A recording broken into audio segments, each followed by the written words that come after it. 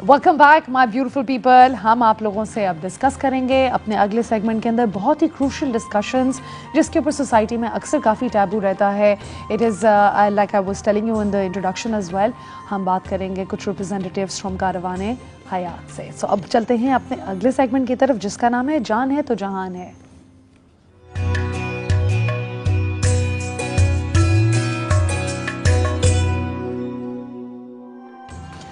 मैं आपको इंट्रोड्यूस कराना चाहूँगी with a guest on set. सबसे पहले मैं आपको मिलवाऊंगी डॉक्टर अजमल काजमी से जो कि head of rehabilitation services at Karwane Hayat हैं। Welcome to the show. Thank you. कैसे हैं आप? ठीक। और फिर मैं आपको मिलवाना चाहूँगी मोहम्मद सलीम से जो कि chairman and board of directors at Karwane Hayat हैं। अस्सलाम वालेकुम, welcome to the show. Thank you. How are you doing? And guys मुझे अभी पता चला कि ये मेरे बचपन के दोस्त के डैड हैं और मुझे अभी रिसेंटली मिले और बहुत अच्छा लगता है जब आप एकदम से मिलते हैं और पता चलता है कि लोगों ने कितने चेंजेस अपनी ज़िंदगी में कर लिए। And it's nice to see कि कारवाने हयात जैसा एक इंस्टीट्यूशन है to take care of such needs. अब इसके बारे में सबसे पहले मैं आपसे पूछूंगी, ठीक है डॉक्टर अजमल?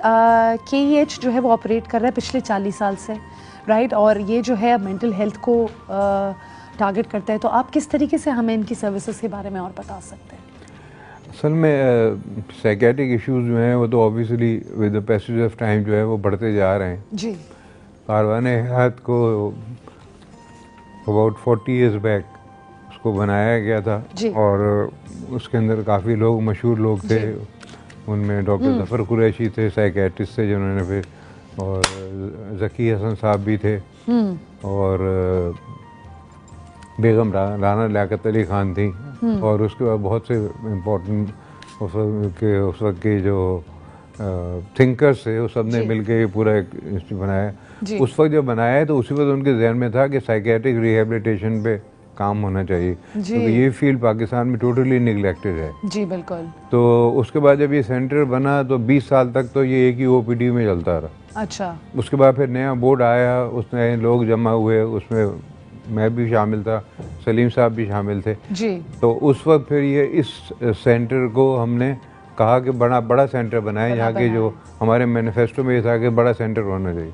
तो हमने फिर ये किमाड़ी में हमको KPT से जगह मिली और यहाँ पर हम लोगों ने 100 बेडेड साइकेट्रिक हॉस्पिटल शुरू किया। और उसके साथ मेल वार्ड अलग, फीमेल वार्ड अलग और साइकेट्रिक रिहेबिलिटेशन सर्विसेज को प्रॉपर्ली इंट्रोड्यूस किया। अमेजिंग। और उसके साथ तो ये है कि ऑक्यूपेशनल थेरेपी का डिपार्टमेंट बनाया और स्टाफ को ट्रेन किया। आप इससे अंदाज़ा ला सकती हैं कि जो पहला दिन था हमारा जी कारवाने हयात में, जो मुझे अच्छी तरह से याद है, वो 8 फरवरी 2004। अच्छा। और उस वक्त हमने 7 लोग एम्प्लॉयज़ किए थे। अच्छा। और उसके बाद अल्हम्दुलिल्लाह अब वो बढ़ते मोर देन 150 लोग एम्प्लॉय हो गए माशाल्लाह। तो तो it's grown a lot. It has grown a lot and in fact मैं काफ़ी अच्छी तारीफ़ें भी सुन चुकी हूँ कारवाने हयात की। Like I was mentioning as well, I know 2 people who were already being treated over there। अच्छा, तो सलीम अंकल अब आपसे एक सवाल पूछते हैं आपको। आई थिंक मैं अंकल तो बोल ही सकती हूँ बचपन से लेके अभी तक, व्हाई नॉट? अच्छा, आई थिंक ये जो सर्विसेज हैं कारवाने हयात की, ये क्लिनिकल केयर भी मिलवाती है, रिहैबिलिटेशन भी मिलवाता है और फिर एक कम्युनिटी आउटरीच भी है। सो हाउ इज़ इट कि हम इसको इंटीग्रेट करते हैं और हाउ इज़ इट कि वी मेक श्योर कि एफिशिएंटली सिस्टम चल रहा है? बिल्कुल। तो हमारा यही है, जैसे हमने देखा होगा कि हम कह रहे हैं कि good health begins with mental health, यानी अच्छी सेहत की शुरुआत ज़हनी सेहत से है। तो उस मिशन को आगे लेते हुए हमें ये देखना है कि क्या सर्विसेज प्रोवाइड करें। तो जो किमाड़ी का जिक्र डॉक्टर साहब ने किया, वहाँ 100 बेड हैं, 70 मर्दों के लिए हैं और 30 मखसूस हैं लेडीज पेशेंट के लिए, फीमेल वार्ड। तो एंड आई बिलीव आपके फीमेल में भी ऑप्शंस हैं, एक हाई रेंज है so that everybody can get help, right? नहीं, उसमें 96% जो हमारे मरीज हैं वो तो चैरिटी के अंडर आते हैं। जो हैं दूसरे 4% आते हैं, yes they have the choice कि वो प्राइवेट सर्विस पे। और चूंकि हमारी सर्विसेज ऐसी हैं कि we attract lot of private patients also, और उनसे जो रेवेन्यू स्ट्रीम आती है वो that is spent on the charity patients. तो इधर हम करते हैं OPD and IPD for the 100 beds, जिसमें रिहैबिलिटेशन भी है और डे केयर भी है और occupational therapy etcetera etcetera. But more than that we have 22 camps, 22 camps जो कराची के इर्द नवा में हैं। घाघर फाटक से लेके कुरंगी क्रीक तक, जहाँ हम कम्युनिटी के पेशेंट्स आते हैं, क्योंकि उनको किमाड़ी आना is not affordable in terms of transport and logistics, तो हम वहाँ पहुँचते हैं। तो हमारी कम्युनिटी टीम वहाँ जाके बिल्कुल वहाँ का सर्वे करके उनको we go to where the patients are, तो दैट इज द ब्रेक। अब जो पेशेंट फुटफॉल है वो it has gone up to 1,40,000 sorry 2,40,000, 35% year on year increase. तो एक अंदाज़ा it's quite alarming as well, you know Salim uncle, if you think about the fact कि कितना ज़्यादा ये एक मेंटल इशू रेज भी हो रहा है। In fact we will talk about this more once we come back from the break. हम आ रहे हैं जल्दी से ब्रेक के बाद।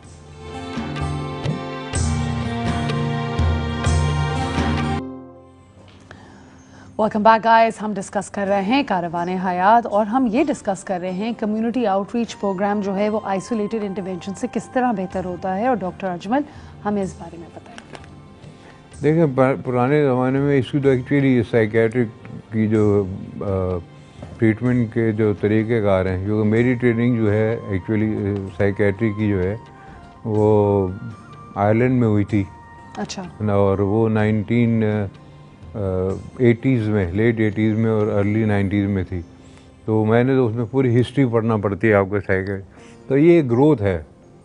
अब ये जो आइसोलेटेड ट्रीटमेंट होता है ना, वो इट इज़ नेवर इफेक्टिव जी। उसकी वजह ये होती है इफ़ेक्टिव ना होने की, क्योंकि आप फैमिली को इन्वॉल्व नहीं कर रहे होते और दूसरे लोगों को नहीं बता रहे होते, और उसके अंदर पेशेंट को फॉलोअप सही नहीं हो रहा होता। वो एक क्लिनिक की तरह सी चीज़ हो जाती है कि पेशेंट आए, आपने देखा, दवा लिखी और वो चला गया। अब वो साइकेट्रिक पेशेंट का सबसे बड़ा इशू जो होता है वो ड्रग कंप्लाइंस का होता है। अब इंटीग्रेटेड जो सर्विसेज होती है ना, उसमें आप हर एरिया को कवर करते हैं। आपकी टीम बहुत बड़ी होती है। उसमें आपके पास साइकोलॉजिस्ट भी होता है, ऑक्यूपेशनल थेरेपिस्ट भी होता है, सोशल वर्कर भी होता है, और दूसरे स्पेशलिस्ट डॉक्टर्स कंसल्टेंट्स जो हैं वो भी अवेलेबल होते हैं। जैसे ड्रग अब्यूज़ है जी, ड्रग अब्यूज़ का इतना जिक्र है और ये चल रहा है। बिल्कुल। अब drug abuse, pure drug abuse भी हो सकता है, और एक ड्रग अब्यूज़ जो है वो साइकेट्रिक इलनेस की वजह से ड्रग अब्यूज़ हो गया है। तो दोनों को डिफ्रेंशिएट करना इज़ वेरी इंपॉर्टेंट। कि अब एक पेशेंट मेजर साइकेट्रिक इलनेस से है और साथ में उसको चस्बी पीता है, और एक जो है ना प्योरली हीरोइन एडिक्ट है और उसको कुछ नहीं बचा, उसको पर्सनैलिटी डिसऑर्डर है। अब दोनों बहुत डिफरेंट हो गए ना। अब इनका मैनेजमेंट प्लान बिल्कुल डिफरेंट होगा।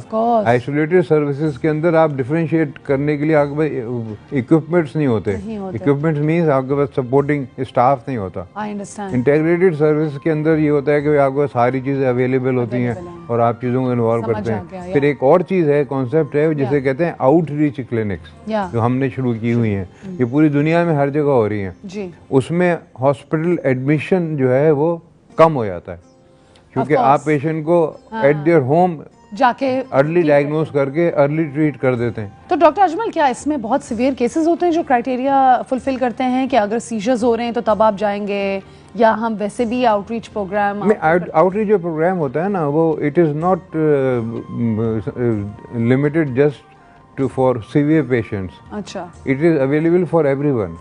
अब आपका पेशेंट काम आता है वो है डिप्रेशन और इवन एंग्जाइटी डिसऑर्डर, वो भी आ सकता है। एक पेशेंट आता है कोई मेजर साइकेट्रिक इलनेस है, उसको कान में आवाज़ें आ रही हैं, उसको लग रहा है सारी दुनिया मेरे दुश्मन है, मेरे घर वाले मुझे मार देंगे, मेरे रिश्तेदार मार देंगे। तो जब ऐसे सिम्टम वाले हैं तो ये पेशेंट तो सब मिक्स होते हैं ना, तो you have to pick up the picture, और ऐसे पेशेंट्स को फिर we have to bring them to our centre at Keamari, और फिर जहाँ उनको प्रॉपरली एडमिट करके ट्रीट करते हैं। ठीक है। एंड डॉक्टर अजमल और you know Salim uncle, anyone can answer कि अप्रॉक्सीमेटली लेट्स से कितना टाइम लगता है? I think one of the most common, I will be very raw and direct, is alcohol abuse.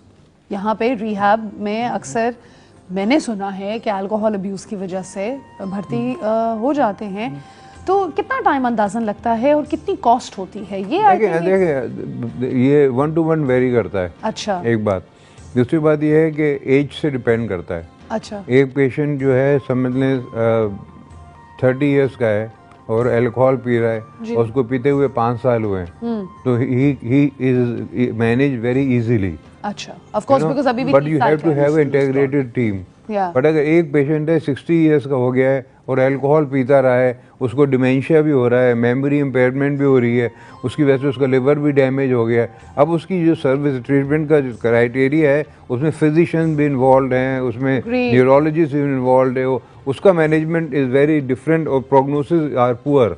तो जो यंग एडल्ट साइकेट्रिक जो patients होते हैं addicts के, हाँ वो यहाँ तो आइस बहुत कॉमन है, आइस लेते हैं लोग बहुत हैं, और अल्कोहल तो पीते हैं, लेकिन अल्कोहल पीते हैं तो वो अगर अर्ली आ जाते हैं तो they can be manage very easily. फिर क्या होता है कि प्रिवेंटिव के लिए, प्रिवेंट करने के लिए ना, यू गिव देम मेडिसिन जिसको एंटी अब्यूज कहते हैं। अच्छा, तो वो आप दे दें और उसको पहले क्लीन कर दें बिल्कुल, that will take about 2 to 4 weeks। अच्छा, उसके बाद आप उसको काउंसलिंग करके, समझा के, साइको एजुकेशन देके और वो दें। अच्छा, आप लोग काउंसलिंग भी करते हैं? काउंसलिंग बिल्कुल, हाँ। तो मतलब ये तो बहुत जरूरी चीज है कि हम लोग सिर्फ रिहैबिलिटेशन सेंटर के अंदर before they leave as well counselling होती है। दैट्स द यूनिक पार्ट कि भाई हम लोग उनको वापस मुआशरे में भेजते हैं ताकि वो कोई किरदार अदा कर सकें। बिल्कुल, दे गो टू एम्प्लॉयमेंट भी करते हैं लोग, मतलब ये so far as the family ensures कि वो मेडिकेशन जारी है, फॉलोअप जारी है। तो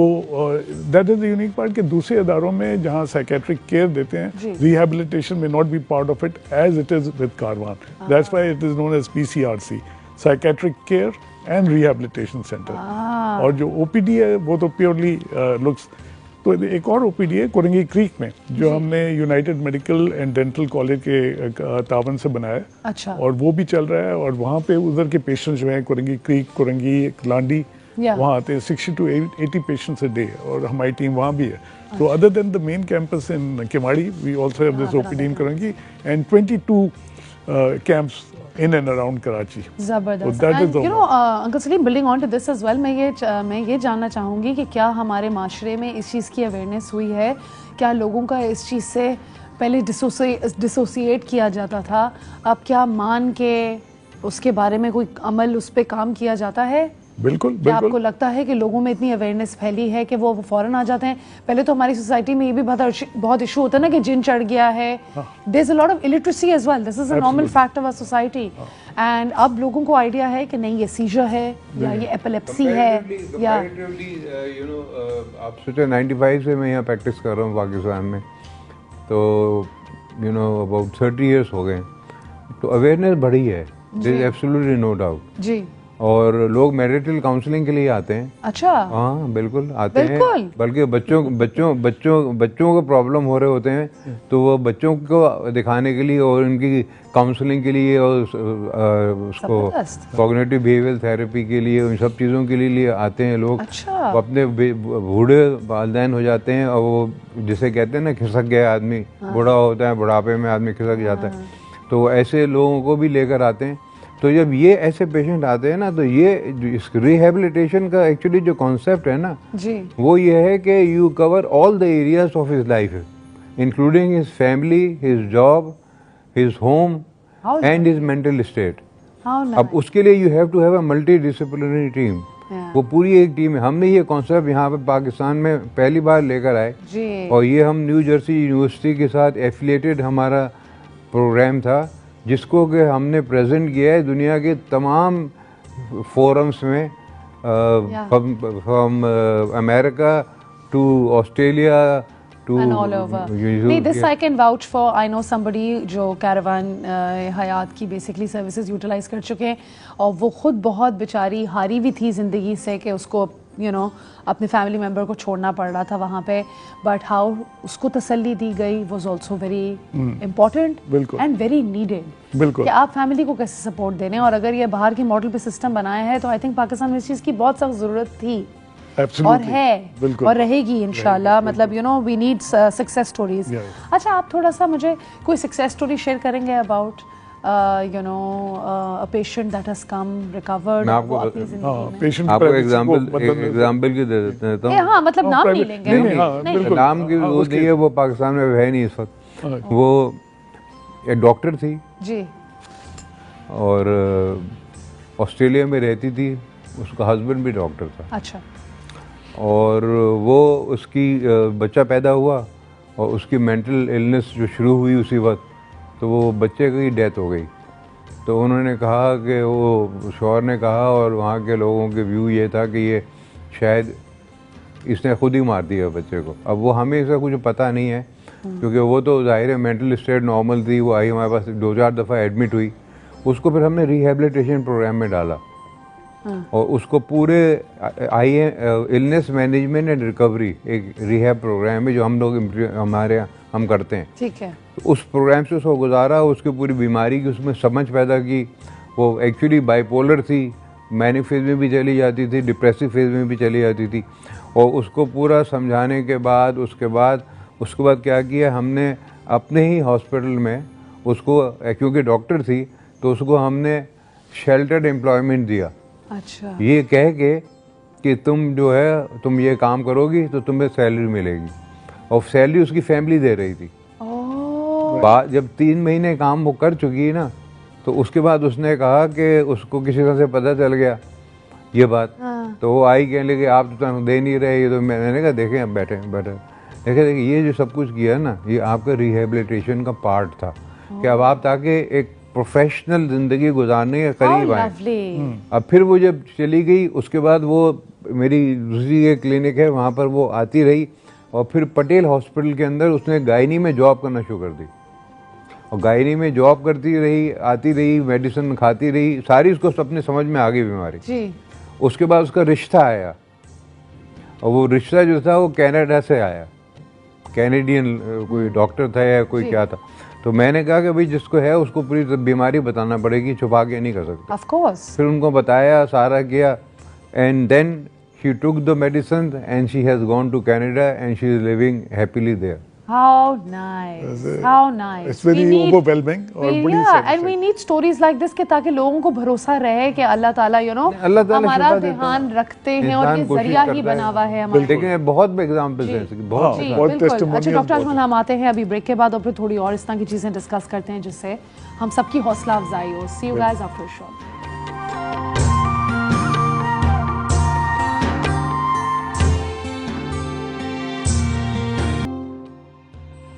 welcome back my beautiful people. हम बात कर रहे हैं आपकी मेंटल हेल्थ की आज, एंड ये भी चीज़ें बहुत ज़रूरी हैं ज़िंदगी में।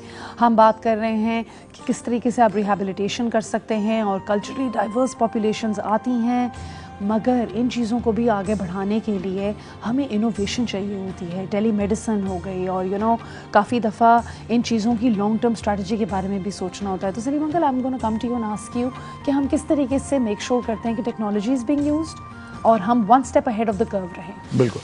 तो हम बेसिकली अपने आप को बेंचमार्क करना चाहते हैं विद द बेस्ट प्रैक्टिसेस जो मार्केट में है। तो उसमें ऑब्वियसली बहुत सारे हमने MOUs किए, मेमोरेंडम्स विद अदर इंस्टीट्यूशंस, कहीं से हमें एक सेक्टर की सपोर्ट मिलती है। बट मोर इम्पॉर्टेंटली चूँकि हम लोग खुद ये 1980 से करते आ रहे हैं और 2004 में ज़्यादा हमारी फुटप्रिंट बढ़ गई है, हमारे पास माइन फील्ड है ऑफ डेटा कि किस कम्युनिटी में, किस सेगमेंट में किस किस्म की एफ्लिक्शंस हैं, मेंटल एफ्लिक्शंस हैं।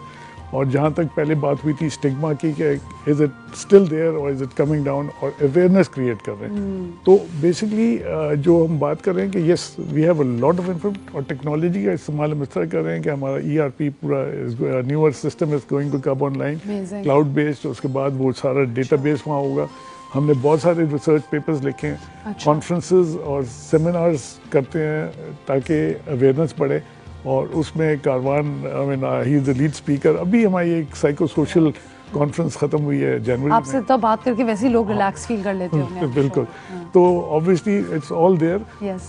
अब फ्यूचर में हम AI की बात हो रही है और दूसरी चीज़ों की बात हो रही है कि would there be tools available कि हम ये अपने assessments, diagnosis और treatment और इसको benchmark। Salim uncle, building on to what you just said as well, Pakistan में रिसर्च का एक हमेशा इशू रहता है। हमें पता नहीं होता कि फॉर इंस्टेंस कितनी दफ़ा डॉक्टर्स आते हैं, हमें नंबर्स नहीं पता होते ब्रेस्ट कैंसर के और डायग्नोसिस के, इन चीज़ों के।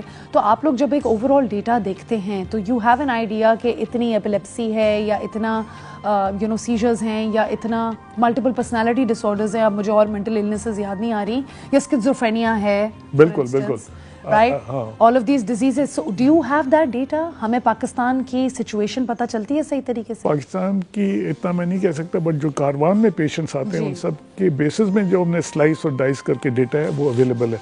If you go to our website www.keeh.org, वहाँ हमारी एनुअल रिपोर्ट्स लगी हुई हैं 2024, 23, 22, और उन सब में डेटा दिया हुआ है कि किस एज सेगमेंट 21 to 80 में और क्या what are they suffering from all this disorders, anxiety, depression, bipolar syndrome, पूरा उसमें टैबुलेटेड है. तो वो डेटा है हमारे पास है, और उस पर जो रिसर्च कर रहे हैं और हम मैपिंग कर रहे हैं, और इस वक्त डॉक्टर साहब एक और प्रोजेक्ट कर रहे हैं गिजरी के इलाके में, और इसमें साउथ डिस्ट्रिक्ट साउथ के. अच्छा. तो ये सब डेटा हमें बताएगा कि किस टाइप ऑफ एफ्लिक्शन और क्या what is the need of the hour as well in Pakistan, right?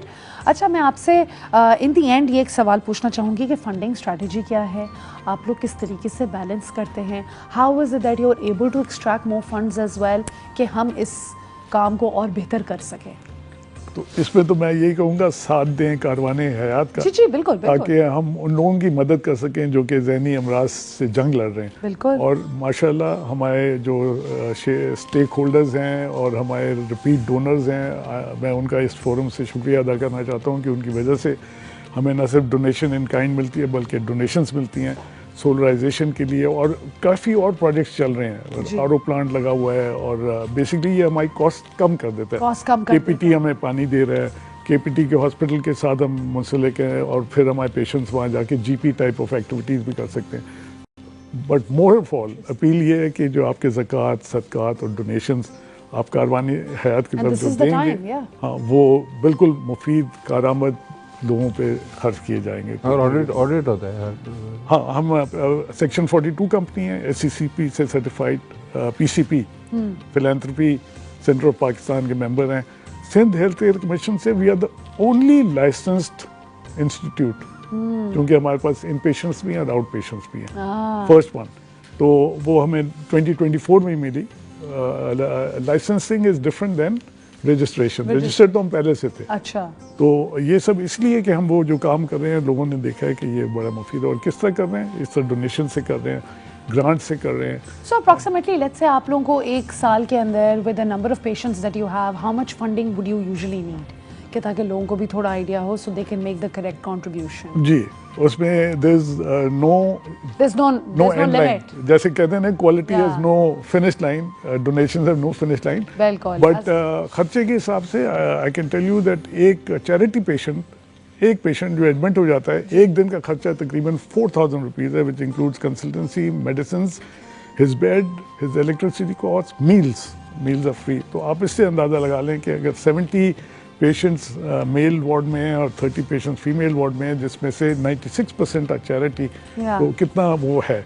तो ऑल 6% इज चैरिटी, वो अगला 4% कितना उठा लेगा. हाँ, ये भी एंड है. Of the day. बिल्कुल. Alright guys, you know I mean I think it is the month of Ramzan. अगर आप किसी किस्म की कंट्रीब्यूशन करना चाहते हैं for a good cause, this is a need of the hour in Pakistan as well. Mental health is a very big thing. हम इस शो पे हर वक्त डिस्कस करते हैं. And on that note I will love to thank both of you for coming to the show. Doctor Ajmal and you know Salim uncle, बहुत अच्छा लगा. आपको तो बहुत ही अच्छा लगा वापस मिलके और देखा कि you are associated with some such a great effort. It's good to be there, and would like to thank Dawn News for giving us the opportunity to be here and talk about Karwan-e Hayat. It's a pleasure. It's a pleasure. Thank you. Okay, thank you so much. Thank you so much.